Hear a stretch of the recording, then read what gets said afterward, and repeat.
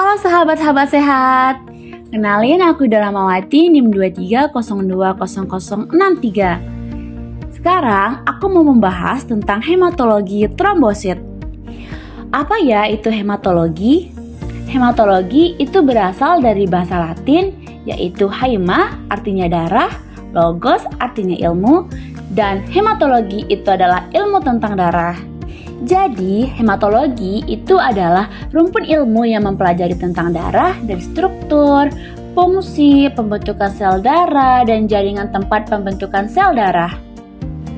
Di dalam darah kita memiliki 4 komponen. Ada sel darah merah, darah putih, platelet, dan plasma. Nah, sekarang kita akan membahas tentang trombosit. Jadi, apa ya itu trombosit? Kalau dilihat secara di mikroskop, mereka itu unik. Coba bayangkan, mereka adalah sel darah yang paling kecil dan nggak punya otak. Benar sekali, mereka tidak memiliki inti sel.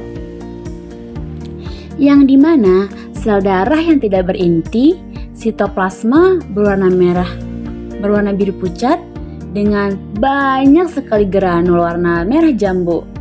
Diameternya berukuran berkisaran antara 1 sampai 4 mikrometer dengan diproduksi di sumsum tulang yang menggunakan fragmentasi megakaryosit yang berukuran besar dan sel berinti banyak.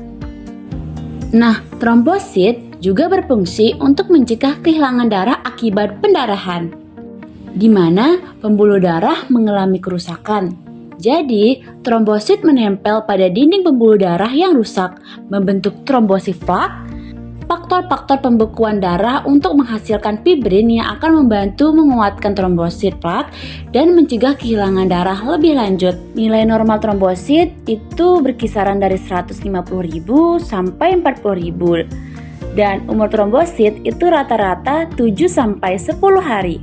Nah, adapun struktur dan fungsi trombosit. Trombosit atau yang dikenal juga seperti kepingan darah merupakan komponen seluler yang vital dalam proses hemostasis, yaitu mekanisme tubuh yang menghentikan pendarahan. Di sini ada glikokalis. Glikokalis adalah lapisan terluar dari membran sel trombosit yang dimana kaya akan glikoprotein dan proteoglikan. Struktur ini berperan krusial dalam proses adhesi awal. Glikokalis mengandung reseptor spesifik seperti reseptor untuk glukagen dan faktor von Willebrand, yang dimana memungkinkan trombosit menempel pada dinding pembuluh darah yang mengalami cedera. Di sini ada granula padat. Granula padat ini dia organel penyimpanan yang terlihat lebih padat secara elektronik. Isinya meliputi kalsium ion, ADP, ATP, dan serotonin. Saat trombosit diaktifasi, granula ini melepaskan isinya ke dalam plasma. ADP dan serotonin yang dilepaskan berfungsi sebagai agonis kuat untuk merekrut dan mengaktifasi trombosit lainnya dari aliran darah sehingga memicu proses agregasi. Mitokondria. Trombosit itu adalah sel anukleat yang masih memiliki metabolisme aktif.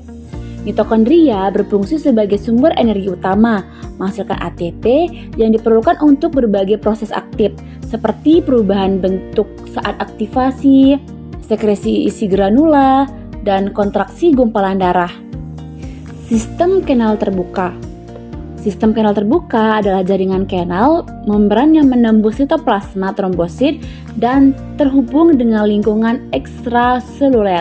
Fosfolipid trombosit yaitu tempat berlangsungnya reaksi koagulasi dan mengatur keluar masuk zat. Di sini ada membran plasma yang dimana tempat berlangsungnya reaksi koagulasi dan mengatur keluar masuknya zat.